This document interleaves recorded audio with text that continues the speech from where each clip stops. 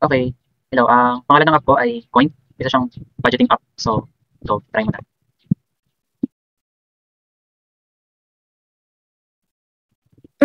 Sa payment, limited lang talaga siya sa cash tsaka sa GCash. Ah, so, yun pa lang. Okay na. Okay, so, manghihingi lang ako ng comment mo tungkol sa app. Tungkol sa app, okay naman siya overall kasi nagpo-provide siya ng tools in setting up yung budgets mo, tapos pinapakita yung progress, tapos may indicators ng progress mo. So, ayun, good overall. Okay, so, positive feedback naman sa app. Positive feedback, simple yung design niya. User-friendly. Tapos, kasi yung design niya, sobrang easy to navigate. Yun, easy to navigate. Parang kahit hindi ka tech savvy, magigets mo pa rin kung nasaan yung dashboard, paano mag-add ng expenses mo. Ayun. Okay, so, negative feedback naman, like, may nahirapan ka bang pindutin na buttons? Ganun. Wala naman. Napindot ko naman yung mga napipindot. Pero, may ibang buttons na hindi pa napipindot. And, ayun pala, hindi napipindot yung iba. Kaya medyo naguluhan ako. Okay. So, ano naman, suggestion, ganun, like, para mas maging okay yung app. Ang suggestion ko, mag-add ka pa ng customization. Like, sa Kasi, customization. yung parts na nag-a-add ka ng expense, parang limited lang. Kaya mas okay sana kung pwede mag-add ng custom. Okay. Like yung sa categories ka na. Yes, sa categories. Okay. Tapos yun lang, yung payment din pala, limited lang siya sa cash at GCash. Ang dami na nowadays gumagamit ng other platforms para mag-pay, other e-wallets like yung Paymaya, ganun. Tsaka yung mga gumagamit din ng online banking. Okay. Kaya yun lang, yun naman ang comment ko. Okay, sige. Maraming salamat. Thank you so much. So, pangalan ng app na ginawa ko ay Coin, which is budgeting app siya. Okay, go. I-explore mo na this. Yeah. Okay, so, hingin ko lang yung comment mo sa app. First of all, hindi maganda siya kasi yung dashboard, pag open mo, kita mo na agad yung parang, summary ba yan? Tama ba? Ano kasi siya eh, parang, ginawa ko yan, like for sa tawag dito? Sa working student.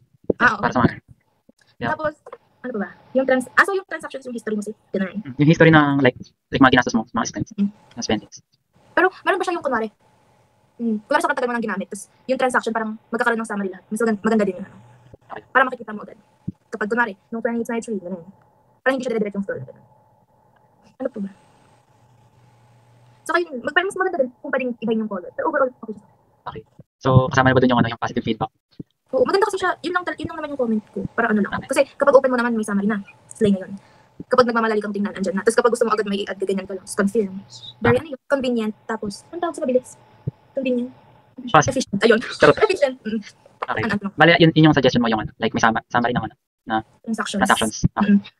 Sige, masyado naman madagdag. Di ba sa BPI, kunwari, pag pinindot mong sa bank nila, meron silang parang, ano tawag doon? May tawag doon basta yun. Tapos makikita mo doon 2020, ganun.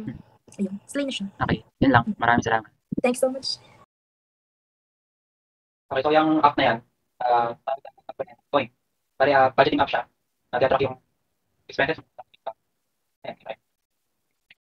Bali, ngayon ko lang comment mo sa app.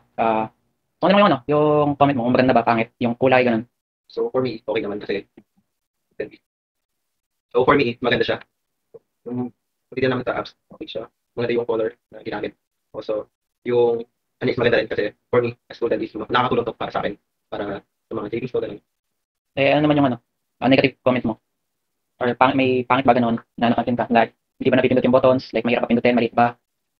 So yung mga, like yung mga dashboard ganun, madali lang siya pindutin. Pero navigation bar. Pero may mga part na hindi siya napipindot. Okay. Siguro. Nakita kong Okay.